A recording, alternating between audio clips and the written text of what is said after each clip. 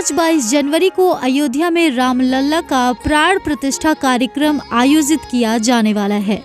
इस प्राण प्रतिष्ठा के बाद आम लोग भी राम मंदिर के दर्शन कर सकेंगे। इस बीच राम मंदिर को अंदर से बेहद ही शानदार तरीके से सजाया गया है, जो कि मन मोह लेने वाला है। राम मंदिर के अंदर और बाहर फूलों से सजावट की गई है। शानदार लाइटिंग के चलते मंदिर का दृश्य बेहद ही खूबसूरत नजर आ रहा है। मुख्य द्वार को भी अलग अलग तरह के फूलों से सुसज्जित किया गया है। मंदिर के अंदर लगे इन फूलों की सजावट को काफी अट्रैक्टिव तरीके से लगाया गया है। मंदिर के खंभों से लेकर दीवारों तक फूलों को अलग अलग डिजाइन से डेकोरेट किया गया है।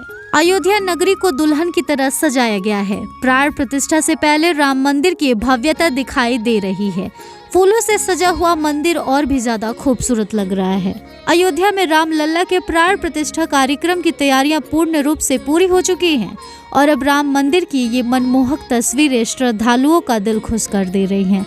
आपको राम मंदिर का ये भव्य डेकोरेशन कैसा लगा, हमें कमेंट सेक्शन में जरूर बताएं। जय श्री राम।